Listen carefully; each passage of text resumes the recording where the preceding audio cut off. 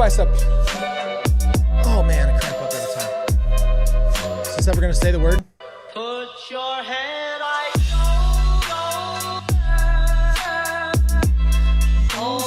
in your arms, baby. What are we doing in life? What's up, guys? Welcome to the stream. Frick all this. Let's get to this today. I shouldn't have done this. This whole Reddit thing in my life. It's maybe it's too much for me.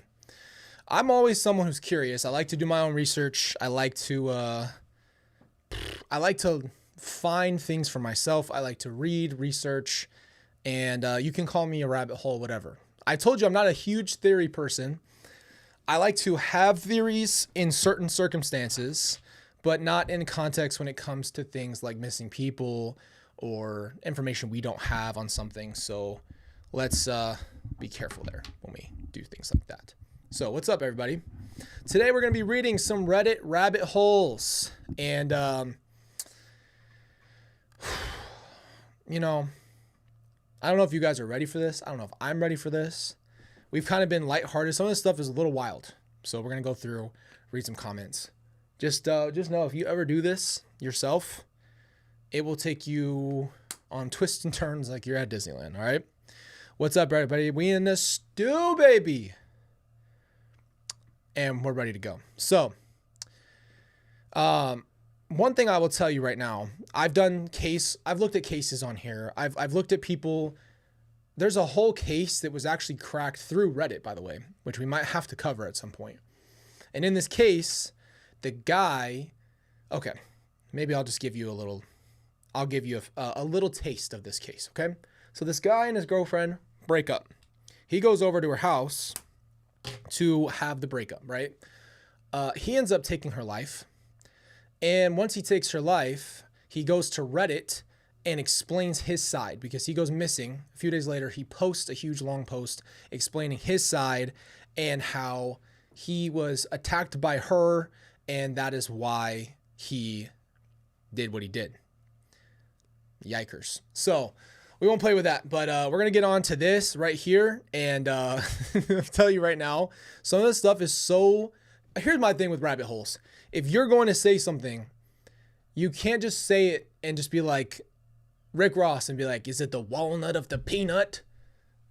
You got to slow down. You got to have some basis here. I don't play that crap, okay? You got to have some facts.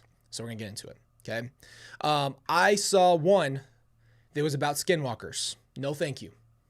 I don't even want to play games.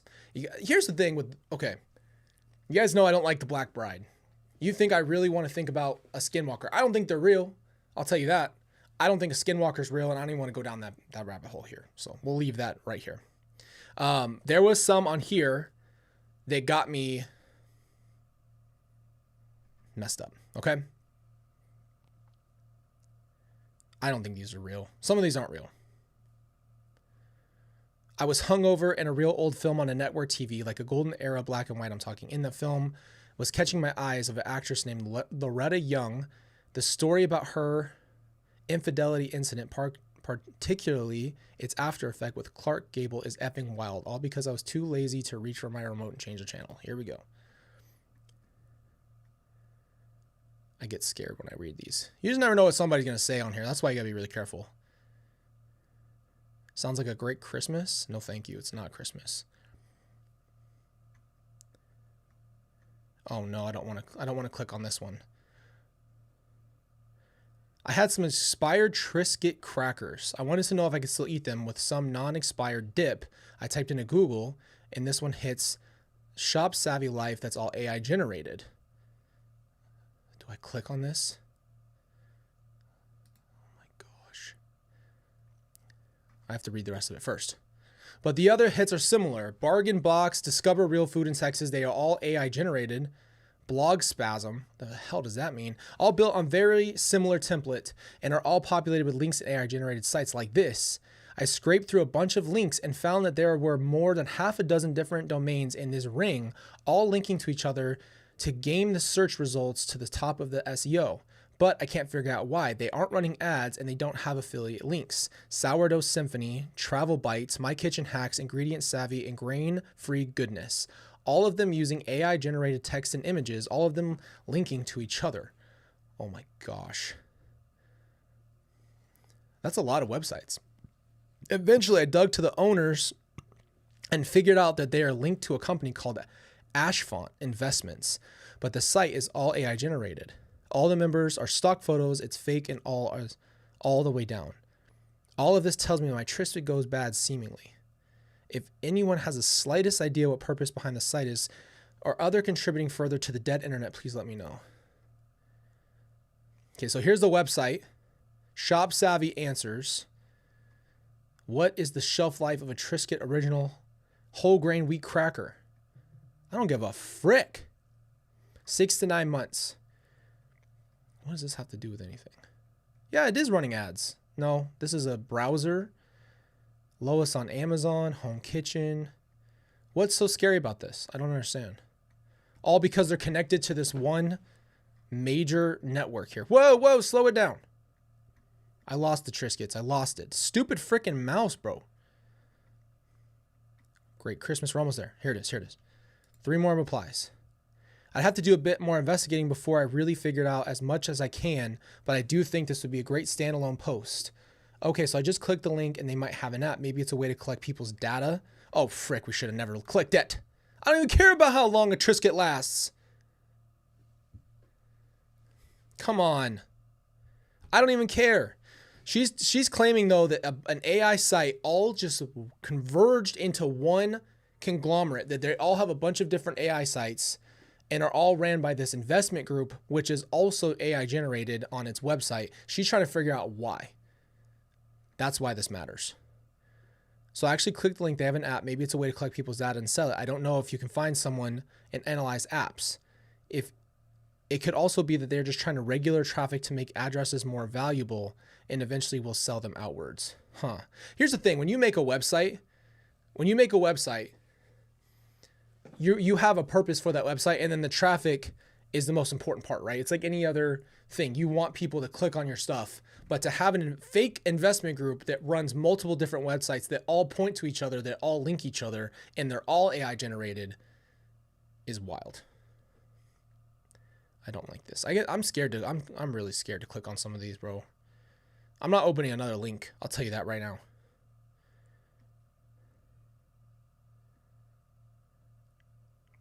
No, I'm not doing it. I'm not clicking on that link. Watching one episode from behind the music on a YouTube during a lockdown, falling into the 80s UK pop music scene and becoming a fan of so many different artists. That's not what I wanted. You're not giving me what I need. Let's click on this. Nope, not clicking on that one. Oh no, I'm scared. Okay, the subreddit, or the question is, what is the most disturbing and creepiest rabbit hole you've ever fallen into? I watched one, bro. I've never, ever gotten over it. Ever. It was a bunch of files. It's like a video game thing, but it effed me up. And I can't even tell you. It was just scary. Okay. I read court documents for Ian Watkins' lost profits, and that's certainly stuff which I hadn't had in my head. Who is it? Ian Watkins? Ian Watkins. Here we go. No, thank you. Next. No, thank you. No. Cave exploration. Why are you squeezing in the damn earth? I agree. Have you ever heard of that Nutty Putty incident? Dude, it's so scary. There was a guy who went into a cave called Nutty Putty, and it's like a thing called the birth canal. People, you know how people get inside a cave and they literally squeeze themselves through crevices. Squeeze themselves through something that they know they can barely fit through. Have no idea if they can get in or out. They just want to see, can I get in here? And this guy went into one, and he went down this canal, and he thought it was a different place because obviously it's a cave. And he went head first, and he slipped down, and he got stuck in there for hours, and they did everything they could to save him. And he was in there, I think, for a while, until finally the blood pooled into his head and he passed away. And they like concrete. I think they poured concrete into like the entrance and shut it out forever. But people do stuff like this all the time. They go into, the caves and they try to explore, but they push the limits too much and they get stuck. And it's almost impossible to save somebody in a situation like that. So if you're a cave person, do not freaking just wander around the world walking into random caves. Bro, there could be snakes in there. There could be a flying scorpion in there. You have no idea. You have no idea. I'd rather jump out of a plane any day than go into here's the two things I will not do personally. I will not go diving and I will not cave explore. Even though that sounds really fun, I've seen all the videos about cave diving. I've seen all the stuff about this. Here, look, I'll prove it. I'll show you. Nutty putty, baby. Cave incident. So this is the cave. You enter and it's like, I mean, when you see these crevices, you're squeezing. Like, it's terrifying. Look. So Josh got stuck and I'm trying to figure out if they have a full explanation. But he got stuck in like this tiny little spot and was stuck upside down. Oh, here it is. Here's a good way. This is how he got stuck, bro. Oh, my head's in the way. Frick this. Look, I'll get out the way. Sweet guy, huh? Look at that. This is how he got stuck, dog. Because he went down this. He thought this kept going because he couldn't see. So I think what happened was this goes up like this. This. Oh, wait. That's not the full thing. I wish there was a bigger picture of it. This goes like this. If you can see that canal, he slid down the canal and then went straight into that. And that's how he passed away. So it's not a game, not a freaking game to be doing this. So that is unfortunate. I would never do it. I don't think it's worth it. It's not fun. It's not funny. Okay. Oh, I'm not clicking on rotten.com. No, thank you. Don't know what that's supposed to be.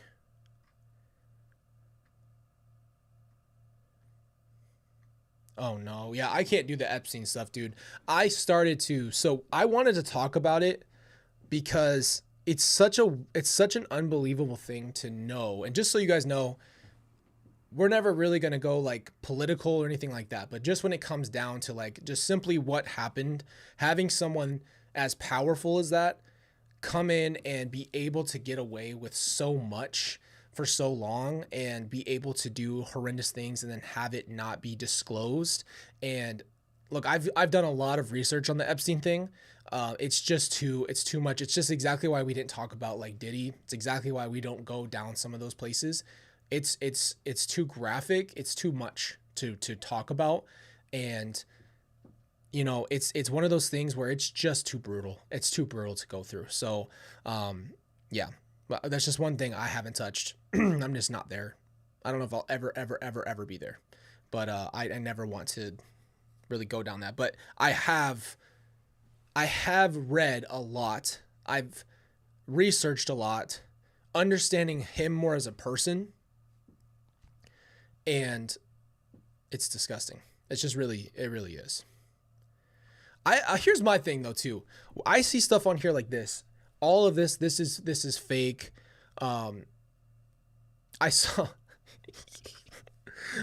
this whole thing that I kid you not.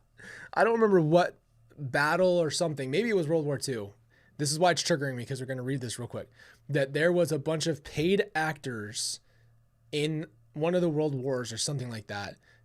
For propaganda, basically. So it must have been World War II or something like that. To make it look like the world was at war for financial gain or something to that degree. I really highly doubt one of our world wars. And the whole world agreed to fake an act and do propaganda for a fake war. I think a lot of people lost their lives. Pretty ridiculous. So this is where I do not go down rabbit holes like that. World War II is such a rabbit hole. I know there's a lot of reasons behind World War II, but man, this is wild. Just learned in 1933, Judea declared war on Germany, as well as barricade on their goods, and even the Holocaust Museum has transcripts from 1933 where Hitler is asking for peace. Wild to think that there was just so much not taught. Here's the thing. You're going to get different history depending on where you live and how your school system works. So that's what's really interesting about why rabbit holes can also be educational. You don't always have all the facts. And that's why I think we need to be careful. And this is another great warning to just media in general. Be really careful when you read things and just take it for face value. You're getting one source, one reasoning, one point of view, and you just don't know exactly what's reality. I think what's really important right now when it comes to how you get your facts is have tons and tons of, backup, and then on top of that backup, multiple different kinds of sources. And that's why I think YouTube is great now, because there's a lot of people who report on things who can give you a different perspective. Now, here's what I know about World War II, and we'll get into it real quick. World War II was crazy because when Germany went through World War I, they were basically an impoverished country almost. They were completely broke, and Hitler had an influence, right, over Germany because he had the let's get back to basics, right? And the reason why I know this is because I was like, how does somebody convince an entire country to follow them, right? This was all like in that time of like, how does somebody who is evil truly influence a nation to do horrible things that are inhuman? And how do you get people to agree with you? It's kind of in that time where I was really wondering about all this cult stuff. And still, obviously, I'm still interested in that. But basically what happened was Hitler influenced all these people because they were in a broken time in their country. And again, this is why I always tell you guys mentally, don't make a lot of decisions when you're in the dark spot. When you're in a hole, you don't want to make a bunch of decisions. You want to try to figure out what I need to do for myself today, and then we'll move from there. So Hitler's influence did not immediately start out as most cult leaders are. Hitler came in and was like, "Hey guys, let's reset. Let's get ourselves back to where we were. Let's get ourselves back on track. Let's get back to the truth. Let's get back to God. Let's do all these things." And he was a powerful, influential speaker, and he spoke with veracity. He was he moved people. And so once you grab a nation like that, then they will follow you down the rabbit hole. So that's why it's a big deal. You know what I mean? You got to be really careful. You got to be really careful. And that's why it's important to understand that there's really no way you can convince me that Hitler was right, and there's people who will always be on his side. I don't know how the hell you do that. You can't agree with him. You just can't. There's no angle where he's in the right. It's never going to happen, right? But it is really interesting if you start to study any kind of history. History is written a certain way and depicted in a certain way depending on where you live.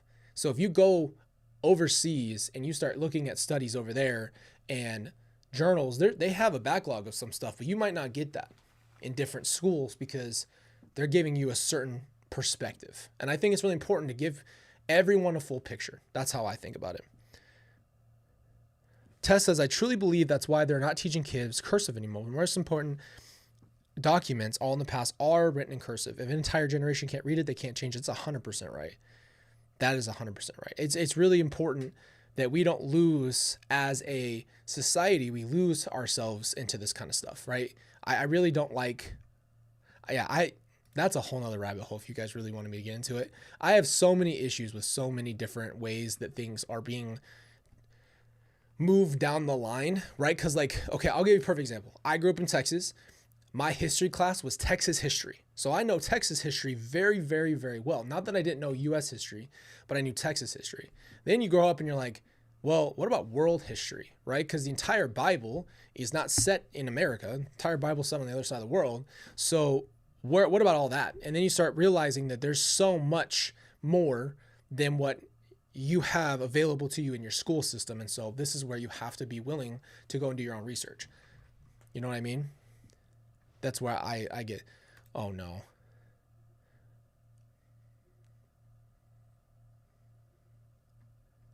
Yeah, I've seen a lot of this stuff. I don't want to go down this rabbit hole here with dinosaurs. Here's a rabbit hole for you. Great way. Just don't stick with me on this one, okay? Biblically, how could you have had billions of years? I'm not on a side here because I don't have enough information. I remember you see the biblical timeline. You think, well, of course, there could have been dinosaurs between this making of the earth all the way up into where the Bible starts, where human beings were put on the earth, right? Depending on how people look at it, because there's people who believe in evolution, there's people who believe in God, don't believe in God, whatever your viewpoint is. If you are just a biblical look, if you look at it just from a biblical timeline, where in the world did you have dinosaurs, right? Because you didn't have millions of years. I think you have, 6,000 to 7,000 years as far as human history goes. So it's an interesting way, because I see this debate a lot of times. People ask these questions: where would this have been? When would this have been? How could this have happened? And where did that go? So that's a whole nother rabbit hole that I don't think we want to get into today. But I don't know. It's crazy. So I'm not seeing the ones I found. I was in a different thread, I guess, looking it up, saying rabbit hole is not going to get us anywhere.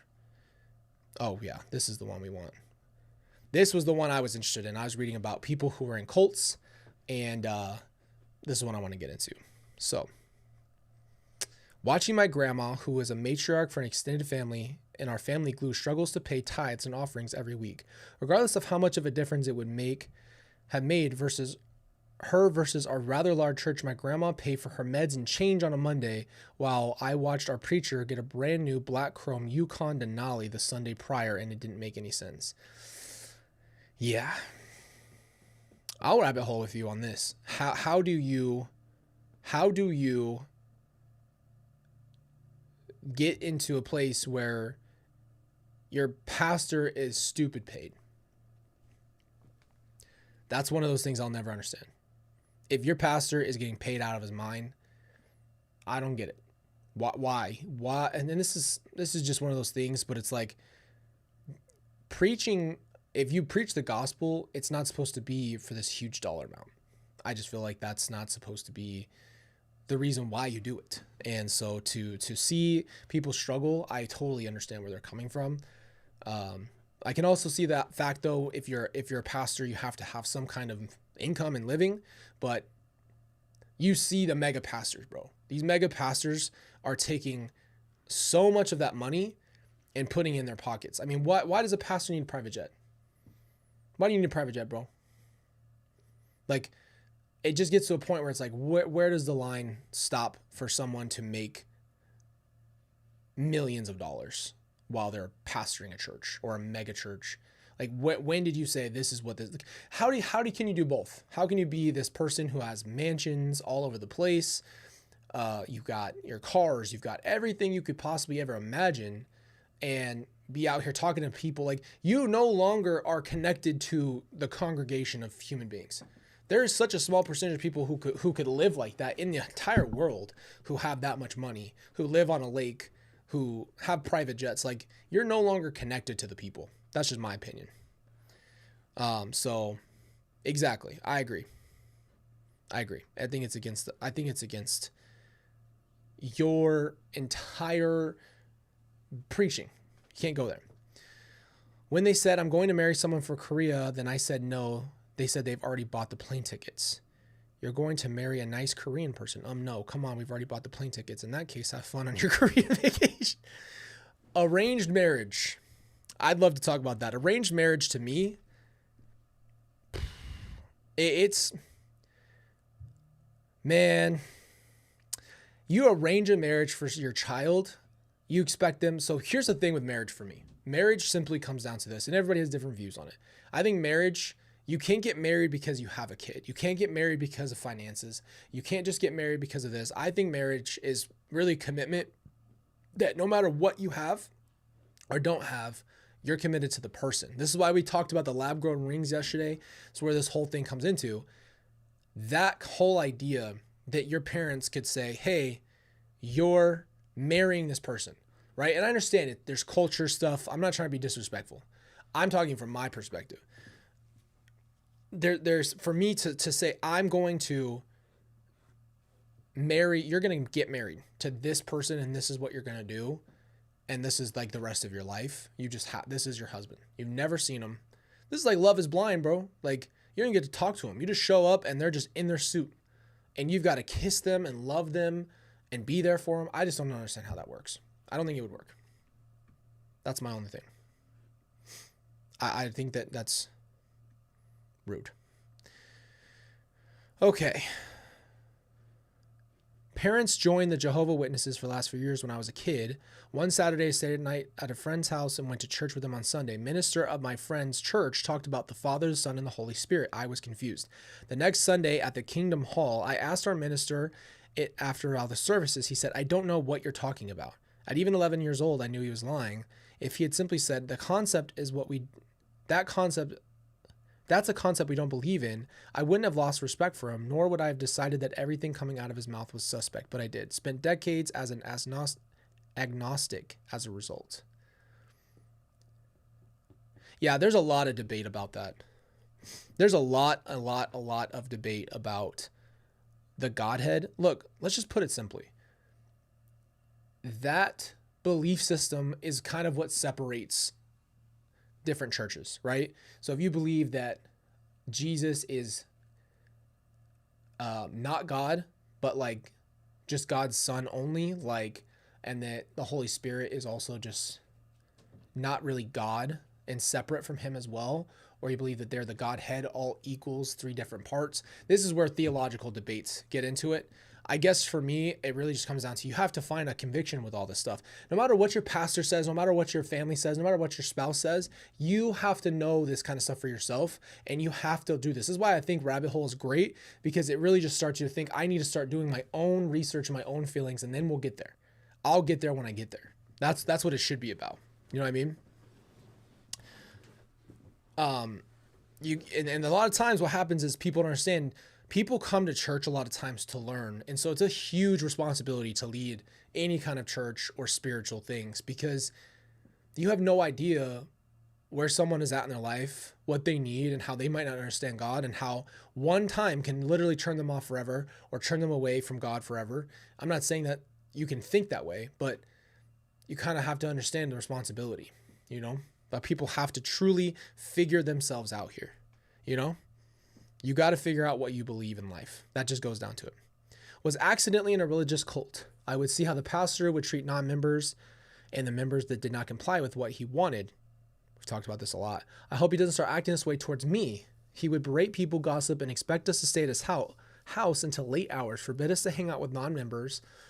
And he even asked us to move in there when I was ready. I already had my own place. That's wild. If your pastor tells you move in with him and you're not getting married, don't do it. Why?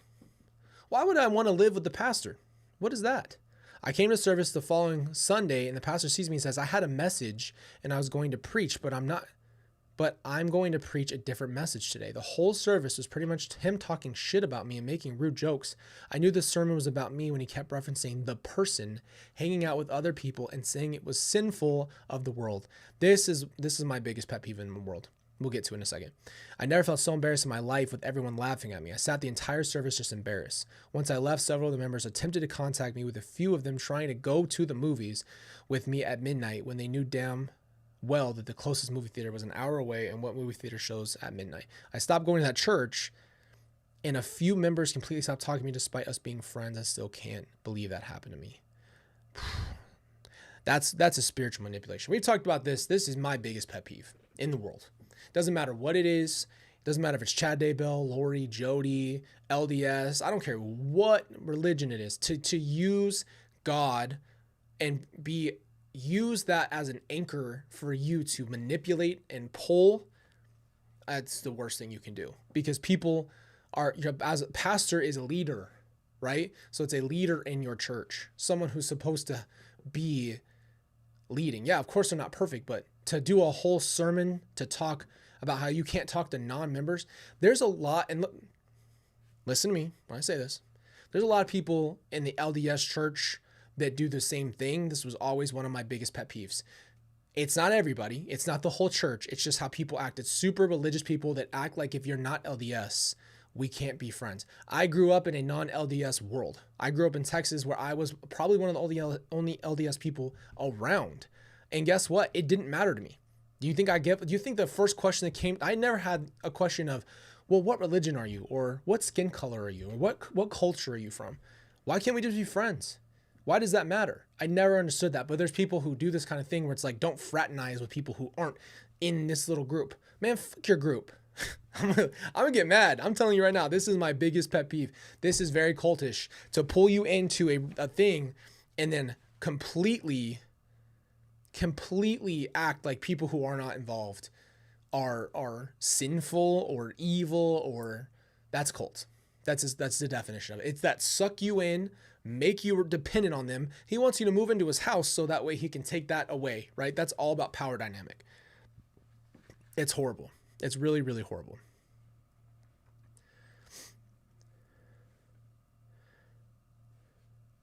I used to practice Kung Fu. I was basically in McDojo place ever. What's that mean? At the top of the usual money-grabbing BS, the Grand Master changed his title to something like His Celestial Holiness and started getting students to travel to the woods and build his temple. Nope.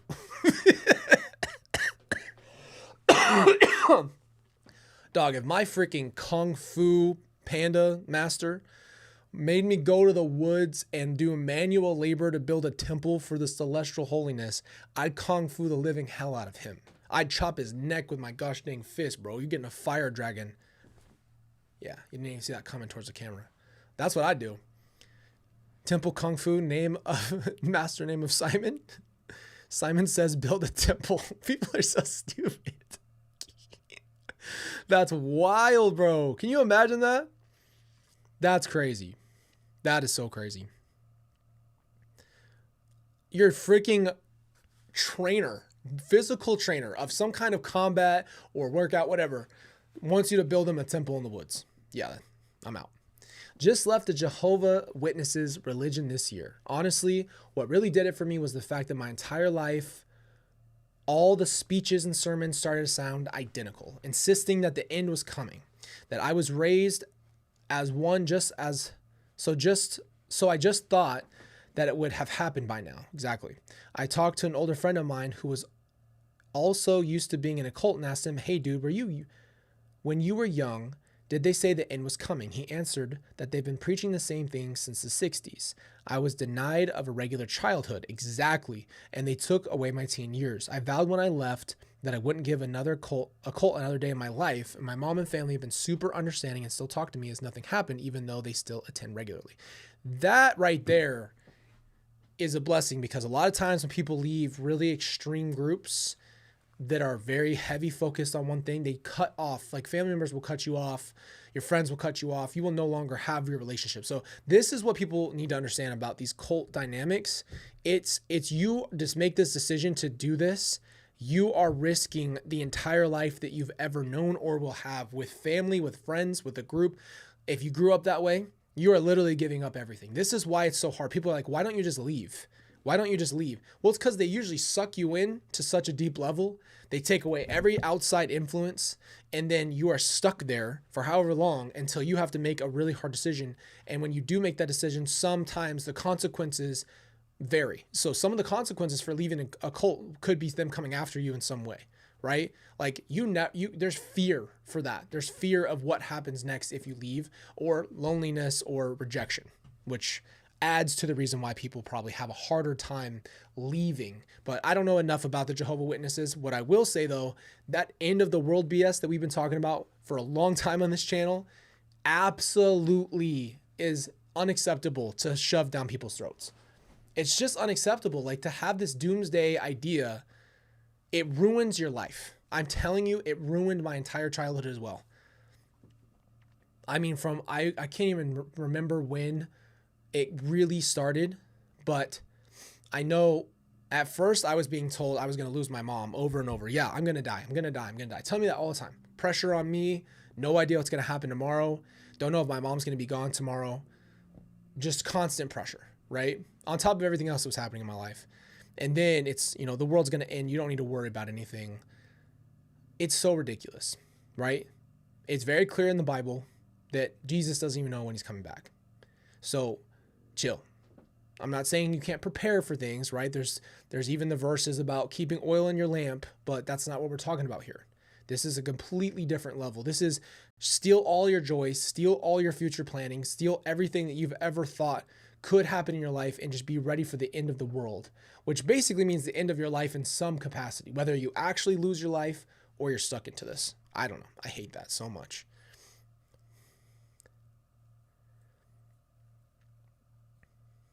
I was told I couldn't ask questions. I was 14. All that did was make me ask more questions. I ended up at a public library reading about cults. This was the 90s.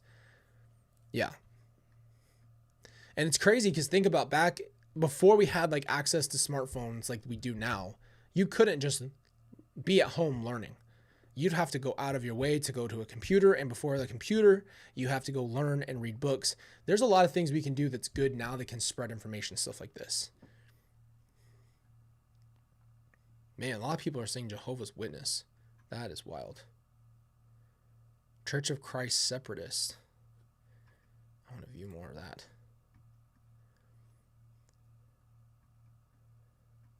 When I worked at Home Depot, the first line of books owners wrote Home Depot is not a cult. Is Home Depot a cult? What the hell are we talking about here? Okay, once I was invited to a supposed Christian youth meeting with my cousin. I didn't really want to go, but she insisted. So I ended up there. It was held at a small apartment. When we arrived, we were greeted by group leaders, which seemed like totally normal young people. Afterwards, the other members arrived. They turned off all the lights of the apartment. I thought it was a little weird, but no big deal. They started music and then put those Christian rock songs on, and usually use at normal Christian groups. They started dancing like maniacs, jumping everywhere, flailing their arms, and the weirdest of all, laughing uncontrollably. Then the second, they threw themselves on the ground, got on their knees, and started crying like their mother had just been brutally emmed. After they got up and started dancing and laughing again as if nothing ever happened. I was seriously creeped out at this point, but this was only the beginning. They started a weird ritual where they promised to perform any miracle you wanted or needed, as Christ allowed them to do so. I'm telling you, the second they started dancing, I'm swinging and I'm leaving. At whatever age this is, I'm swinging. As a kid, I wanted to get taller. So a kid said he wanted to get taller, so they put their hands on him and started murmuring prayers. Then they put him against the wall, and they claimed that he had at least grown 3 centimeters. He believed them, and seriously believed them. Later, they claimed that they could turn water into wine, and grabbed a bottle of water, put their hands on top of it, and prayed over it. The water didn't change at all, but they all drank it and claimed it tasted just like wine, and they claimed that they were getting drunk from it while laughing hysterically again. I'm pretty sure Jesus didn't do it to get drunk. Finally, the reunion ended with them continued as normal as they were before, as if nothing had happened. I left. When they tried to contact me again, I just ignored them. That was a ritual rite spring show. Imagine being the neighbor of that apartment. That's so scary, bro. That's terrifying. That's really scary. That's something. Dancing around, wine making with your own hands, drinking water, acting like you're drunk. That's like giving a kid Sprite and tell them it's alcohol, and they're like, oh my gosh, I'm faded.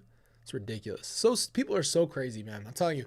And that the worst part is people don't understand what they believe, and so they just think that what they've read is right or wrong. I don't know. They don't, it's like Lori. It's like a kid pretending with real stuff that is somehow backed up a little bit, or something they've read, but they don't understand it. So they just use it in their language. They just use it and think that they're doing, I don't know if they even think they're doing the right thing. Maybe they just do it because they want to. But to say, oh, Jesus has given me special powers is ridiculous. Never realized ever since I was a kid, I've been railroaded towards getting married and having more kids in an organization.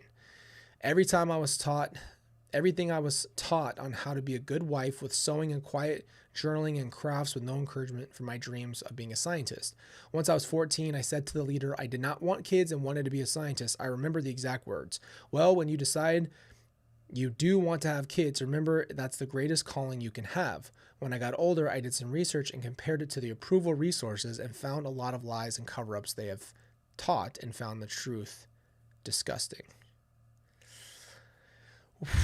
to push anybody into being only a mother or only a father or into a job that you want your kid to have, just like what we talked about with Jeanette McCurdy, pushing her to be an actress because her mom wanted to be an actress and didn't get to be an actress. That's where it's like, this is where you're doing your child wrong, especially in religious context. Well, there's nothing more important than being a mom. Okay, that's great. You're right. I think being a parent, to me personally, being a parent is like one of the most important things I've ever done. That doesn't mean that I get to groom my children to think this is the only most important thing, because you could also have a calling outside of being a parent. You can be a parent and have a calling and have a job. So being able to do those things doesn't mean give up everything and be quiet and sew blankets. That's crazy. I've always said this, like with my daughters, the thought of shutting down their creativity and who they were created to be a wife that just sits there and doesn't do anything and just doesn't have any dreams, or if they do have dreams, shut it down and be a woman for their man, is ridiculous. That's ridiculous, because that's not a two-way street. That's a silent sufferer who only lives their life to please their husband, which is going to cause a lot of different issues. I mean, do we really want to open up that rabbit hole and say how unfair that is? That's really unfair. If a woman wants that, that is different. That's her desire of her heart. But you can also still want to do other things. That's my thing. All right, I got one more in me, and then we're going to do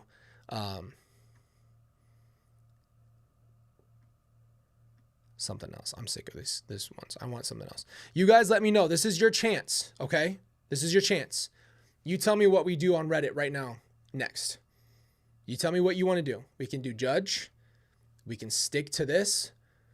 But I like talking about real stuff too, but sometimes we got to laugh. There's a lot. But let me tell you something.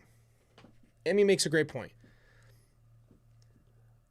The last thing that you should think is that God exists in a church, in a building, in a person only, that you have to get to that person to feel God.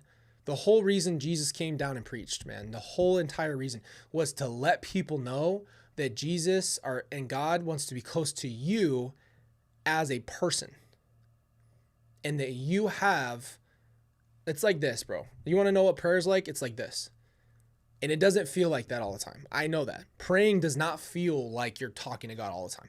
Sometimes it's just like I'm talking to the air and I'm crazy. Maybe God doesn't want to hear from me. Maybe I'm not even talking to God. My heart's not in it. But God is a connection to you without any of that other outside stuff. That was the whole point.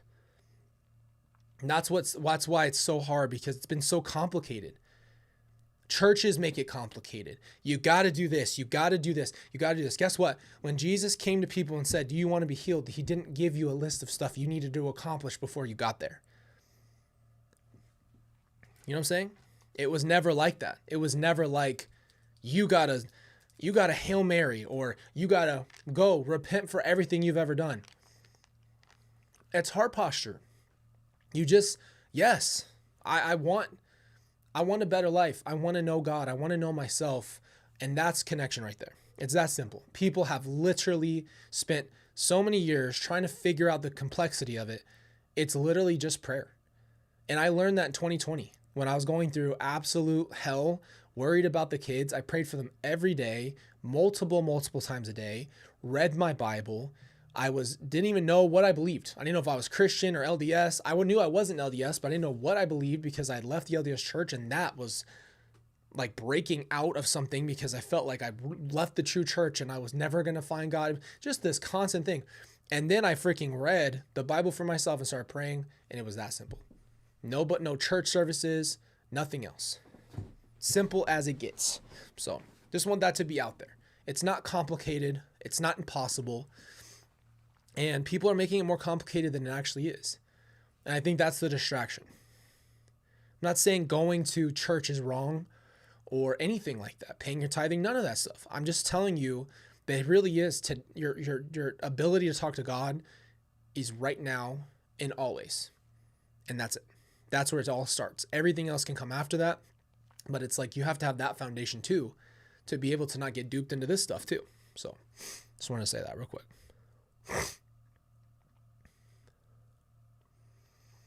Oh, my grandfather was getting involved in Scientology when he was in college.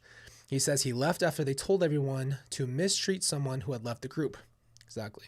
Apparently, they taught him some good medication, self-confidence exercises. He's happy in what he got out of them, but glad he didn't get too deep.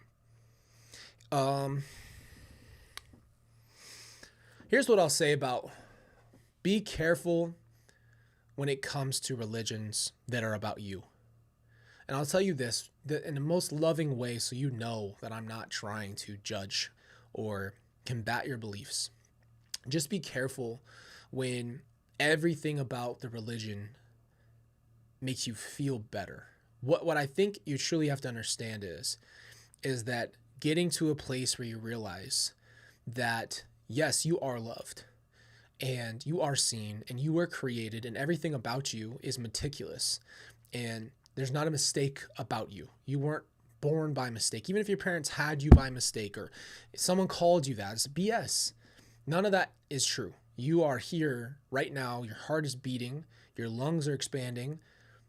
Whether you're sick or not, healthy or not, no matter what circumstance, if you're here, God put you here. He knows the number of hairs on your head. Like, you're not a mistake, right? And so I think what happens, though, is that we get caught up in feeling really good. And my pastor had that. And that's the first time I realized, man, this is really just trying to like make me feel better. And that feels great. Feeling better emotionally or feeling chosen or seen or wanted and heard, those are great things. But when the whole religion is based off of what do I feel, what tools have I learned, I think that's the problem, is that a lot of times when I really look at all of this stuff, is like a lot of things are about the fact that you're so full, you can sacrifice and love and teach other people. And that sacrifice is what allows more people to be loved and learn and grow. And so it's not all about how someone makes you feel, or anything like that. Exactly. I mean, you don't have to sacrifice to feel his love. That's the misconception too, that I have to do all these things, jump these hoops to get to God. And when you're broken like that, no, that's what they want you to think. Oh, well, you're like, I'm exhausted. I'm the word burnout doesn't apply. I'm past toasty, baby. I'm past that. I'm crumbled toast. I've been in the toaster for too long. I don't have hoops to jump through for God. If that were true, that'd be the most discouraging thing about Jesus. That I know I have to jump the hoops to get to him. That's just not the case. And I want to say that there's nothing wrong with meditation in the right ways and self-confidence exercises. Those are great tools in life.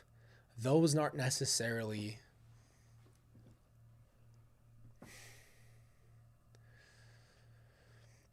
they're good tools in life. I think the number one thing God does for us is make us feel loved. And then everything else comes after that. Loved people act different. If you know what love is, you're different. You're a different person. So, when they want money to progress their closest to higher power, exactly, that's another big thing. If someone's telling you if you need to pay to get closer to God, or pay to be delivered from demons, or whatever they're saying, if they're selling you healing, tell them to hit the road, Jack. Don't you come back. You are not the one, baby. You are not the one. Not the one for me. You gots to go. The meningitis mayhem IPS man or something. Yeah, just remember that it's not as complicated as I think a lot of people make it. And it's unfortunate that we feel that way as a society. That's a lot of really, really big ones. Oh, I want to read this one. Okay, again, no disrespect to LDS people, but please just have an open mind here when we read stuff like this. Raised Mormon in the Bible Belt. We had a Southern Baptist friend who liked to argue with me about religion when I was 18. He told me I was crazy about the secret handshakes of Mormonism. My response, Nate, I've never been a Mormon in my entire life, and I've never heard anything about secret handshakes. I don't know where you heard that, but it's false. A week later, I went through the Mormon temple for the first time and learned all the secret handshakes. After I went through the ceremony, I sat next to my dad in the celestial room and he asked me what I thought, and I said, I swore to Nate on my life a week ago there is no such thing as secret handshakes in Mormonism. My dad's response was a typical Mormon programmed response. They ain't secret, they're sacred. That's more Southern. That's from where I'm from. It took me 10 more years to leave Mormonism, but it was the first crack in my foundation. Till that, Mormons have secret handshakes. Okay. They aren't secret, they're sacred. So if you are interested in this kind of thing, okay, they have had people who have party crashed temples and filmed the ceremonies. I remember going through one and I thought a lot of the same things, and I had to just be honest, but there's this thing about if you say anything about these things, there's serious consequences too. So it's almost sworn to secrecy. I was terrified of the consequences of that for a long time, and I don't even remember them, but I remember that I felt really, really uncomfortable, and I just thought I was really evil. So that was what's interesting about my whole story of being LDS and like why things have changed so much for me is because I really, really, really did my research. This is why I want you guys to understand what Lori was doing made me question everything, even though I'd already left the LDS church. It made me go and do my research about Joseph Smith.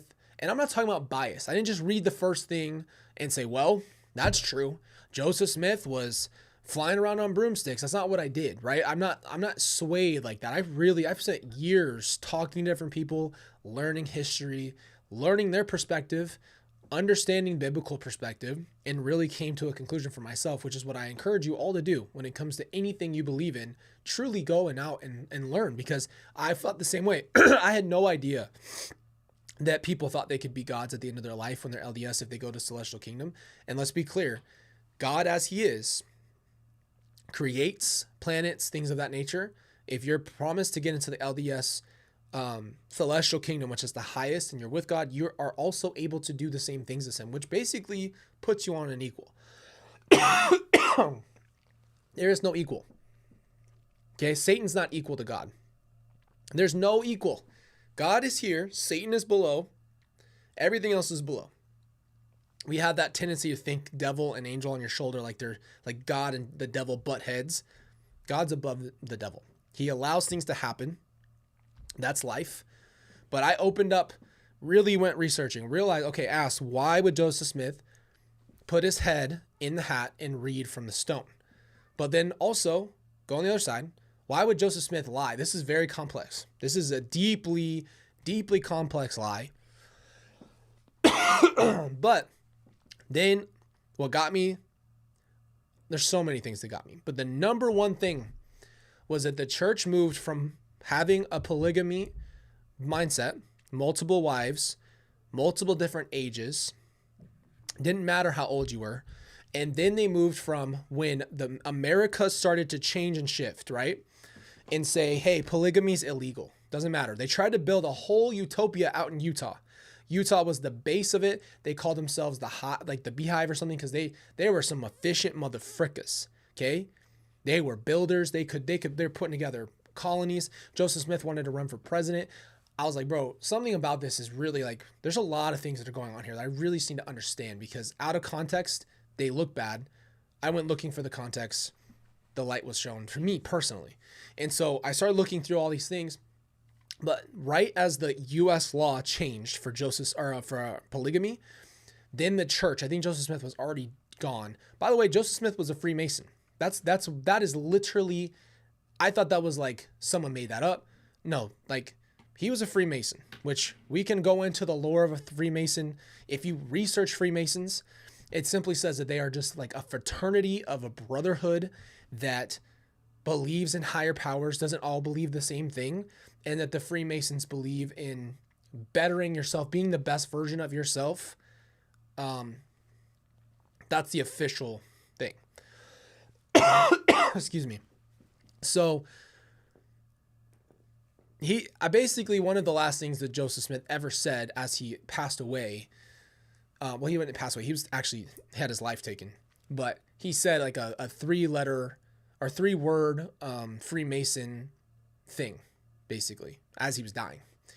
And what happened was the U.S. law passed that you could not have a polygamous life. You can't have multiple wives.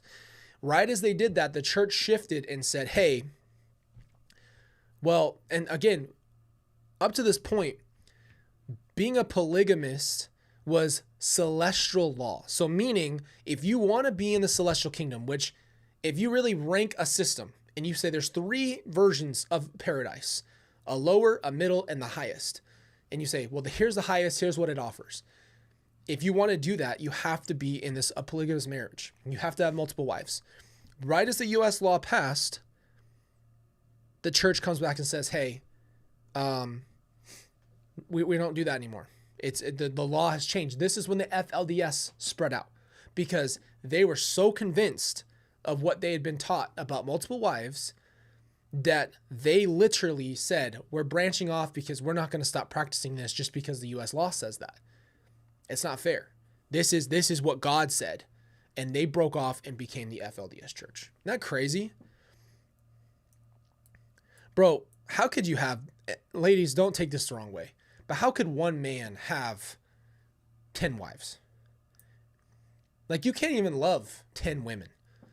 You just can't. You can't give 10 women your full attention, your full heart. I saw a video the other day. Well, I always say the other day. This was a long time ago, but I saw a video of this guy. He's in the airport, and I think he, I forgot what he said, but the reporter asked him, how many wives do you have? He's like, I think he said 17. And then the guy asked him, he said, how many wives do you have? He says, 1. And the dude bust out laughing. Just died. Just fell out. Thought it was so funny he only had 1 wife. 17 wives, bro. So let's say if I have 17 wives and I say, we're all going to sleep and I'm going to sleep in that room. So now I need a mansion and then each room has to have its own thing. And I'm just going to sleep in the bed with each wife, each one of those nights. I'm not going to see the first wife till the 18th. If I took your time all the way through, just to even be in the room with them at one, like to see them. So I'd see them basically almost once a month. That's wild. That's freaking wild. I'm sorry. That's crazy. I don't know how you do that. This is our rabbit holes we're going down. We're going down side rabbit holes. Reddit isn't even doing the work anymore. Okay, let's get out of this. Let's see what else we got. Am I the jerk? I gotta do a couple of these. Oh, 2 hours ago. We got some new ones here. Okay, am I the jerk? Gavel right here, baby. Why does it look like that, bro? Gavel's right here. Let's get it. I need a little I need to go up after that one. Okay, here's a long one. Am I the jerk for snapping at my girlfriend for waking me up every single time she gets up, even when I don't need to be awake? That just happens a lot of times. We lived together for almost 3 years. For 3 years, this woman, if a man says this woman, he is pissed. I promise you. If you ever say this woman, you're mad. He's mad. This woman has this thing where if she wakes up, I have to wake up too. This is like the phone thing where if you get off your phone, if your wife gets off her phone, you need to get off your phone. But if she's on her phone, it doesn't matter. Don't even play me. You know that's true. It doesn't matter what time it is. It doesn't matter. I have nowhere to be. If her eyes are open, my eyes have to be open too, or something is wrong with our relationship, apparently. I'm a terrible sleeper, and I always have been. It takes me forever to fall asleep, sometimes over an hour. I wake up multiple times a night. Getting a solid stretch of sleep is rare for me, and when it happens, it's like a gift. So sleep is precious to me. I guard it. When he put all caps, he's pissed. When she sleeps, I protect that. If I'm up before her on the weekend, I take my phone in the other room. I keep things quiet. If she's napping, I make sure nobody bothers her because I understand the sleep matters and I would never take that away from someone I love. This is wild. It's not fair. If your spouse can sleep and you can get up with the kids, you give them the opportunity. Come on, every once in a while, for real. They don't have to come up, get up with you. Let them sleep for a minute. You know how they live. It's not lazy to get some good sleep. Man, she does not extend the same courtesy, not even close. She has let me sleep past her maybe a handful of times in 3 years. She always has a reason. Oh, I wanted to tell you something. Oh, I thought you'd want to be up. Oh, I didn't want you to waste the day. Oh, normal couples want to spend time together. It's always the blanket statement of normal couples, which I don't mind at all. Wait, normal couples, they get really mad. It really gets me because this woman is out with her friends most of the weekends and several weeknights. Okay. Which I don't mind at all. Friendships matters, but don't tell me you're waking me up for quality time when you spend all day Saturday with other people and now it's Sunday morning and you're shaking me awake at 7 a.m. because you're bored. That's a good point. This week was my breaking point. I've been sick, actually sick, throat on fire, pounding body aches, and the whole thing. On top of that, my 2 kids who live with us have been sick too, and I've been up with them at all hours. Night before, I was up with them till like 3 a.m. and again at 4. I finally fell back asleep at 4:30. When she gets up at 6:30 for work, she woke me up for nothing. Literally nothing. No emergency question, no reason. Just she couldn't leave without making sure I was conscious too. I didn't scream because I physically can't right now. My throat is wrecked, but I told her firmly that I'm exhausted and sick and I was up all night with the kids and I need her to explain to me right now why she feels the need to wake me up every single time. What is it? Does she feel wronged being the only one awake, or does she not care about my health? What is it? She hit me with the normal couple thing again and then told me to post it here. So here I am. For context, she works regular hours. I am in school full-time and working on the additional certification. She doesn't pay my bills or anything for the kids. I handle all of that. I do basically all the household stuff. She does her own laundry most of the time and her own dishes sometimes. So it's not like she's waking me up because she needs help with anything. She's waking me up because she wants me awake. Am I able to just sleep? That's all I'm asking for. Is that unreasonable? Am I the jerk? This is wild. No, you're not the jerk. Look, let's just be real, okay? Let's break it down. I like to sleep too. I understand needing help. I understand like wanting to spend time together. But if you've been asked multiple times, respectfully, to let the person sleep, okay? And they're sick, you can't. Yeah, and on top of it, I get where he's coming from. He's obviously upset. So I'm going to try to be really nice when it comes to this circumstance. For him, he has to understand that might honestly be why she wants you. She might honestly really just want to see you, and she doesn't want you to be asleep. She wants to spend time with you. Maybe she doesn't like being lonely. There could be a lot of different reasons. She has to understand there's got to be some kind of boundary where you're allowed to sleep, especially on stuff like that when you're sick, and she's got to understand that. It's just got to be boundaries. She's got to understand that you deserve to sleep, and it depends on context. Do you sleep till like 12? Do you sleep till like 1 o'clock? And even if you did, is it ruining, her day? But if she gets to have the freedom to go have fun with her friends and do all this stuff, which I'm not saying have the freedom in a bad way, but she's gone a lot where she could be spending time with you on a Saturday. She chooses, as you said, to go do whatever. Well, then she obviously is choosing to have fun with other people. And then when she does have an opportunity to spend time with you, she has to do it when she wakes up, which sounds like she doesn't like to be alone. That's what I think. Honestly, I would say she has no boundaries with you, doesn't respect your boundaries. And it sounds like that she is just not understanding that it's important for you to get some sleep. So who's the jerk? She is. Don't at me. She's the jerk. There's no middle ground there.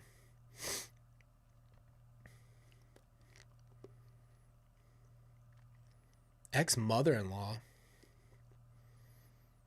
Hold on.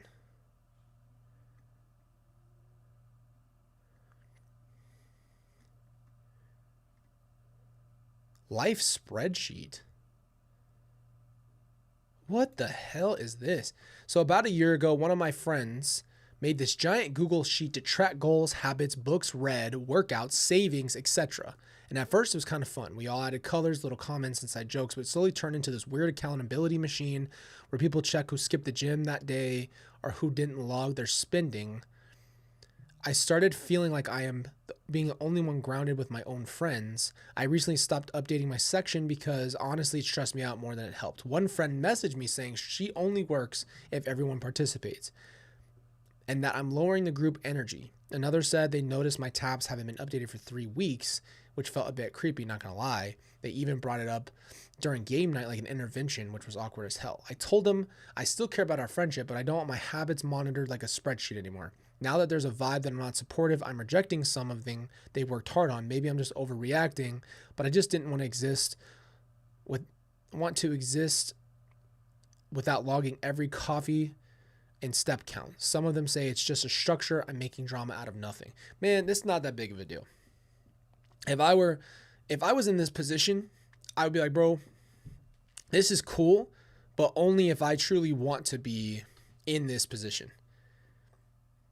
If I want to be accountable to you, I will. If I do not want to anymore, that is my free will, and I don't care what you say, I'm out. That's weird, and that you can't be like, you're lowering the energy. You got to keep putting it in there. Dude, if I'm out, I'm out. I don't have to tell you that I went and spent this amount of money today. Like, you're not my... Have you guys seen that video of that guy at the bagel shop? He goes, you're not my father or my boss or God. That's how I would say it. Oh, man. Yeah, I would just be like, bro, I'm not doing that. I probably wouldn't have done that in the first place. But I get the accountability part, like wanting to be everybody keep each other up. But to have everybody that obsessed with you doing it and not be able to be your friend unless you do the thing they're doing, that's the problem.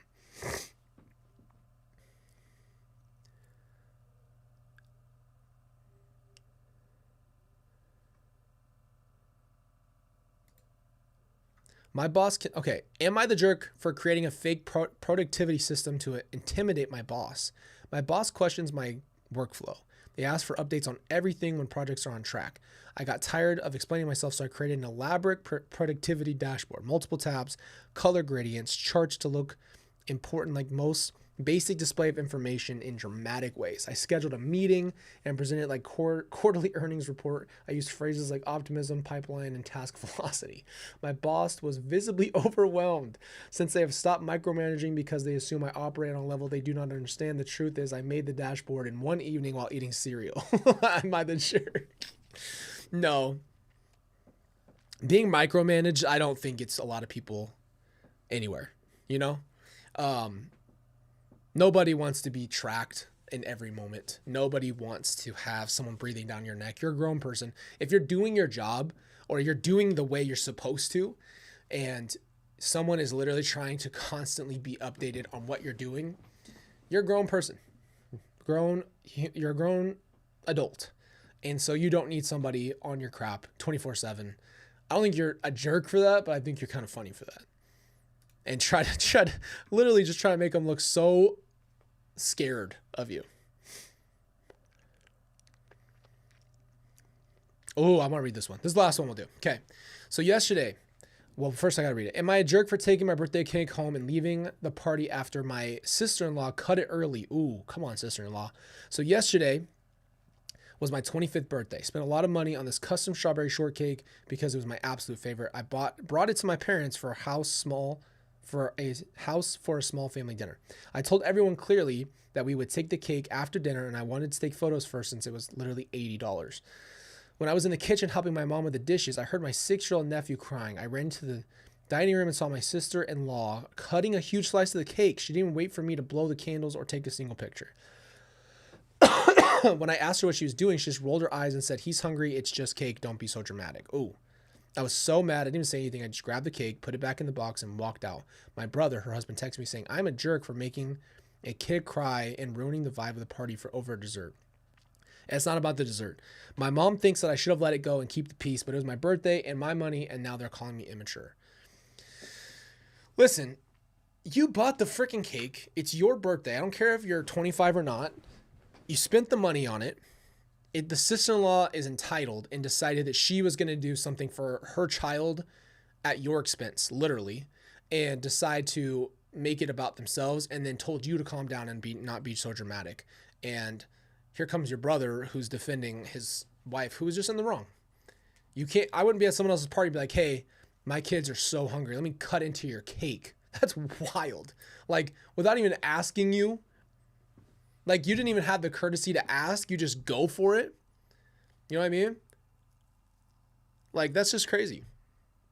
I would never do that to somebody. So, sister-in-law and kid, you're jerks.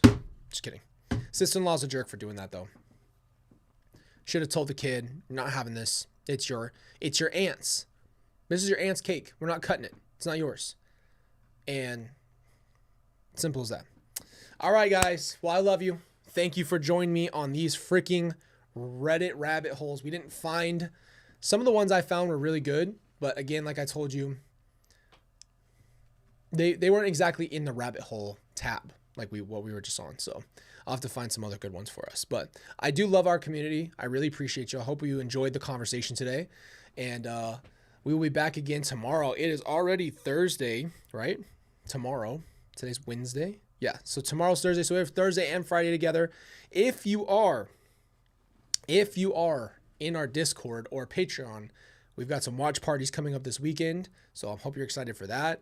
If you're in the Discord, all you have to do is literally pop up into the Discord and watch it with us. So I'll send you guys times and all that. I'm excited for that, and we're going to have a lot of fun for it. So other than that, appreciate you guys. Love you. Mods, really appreciate you. And I will see you guys very soon.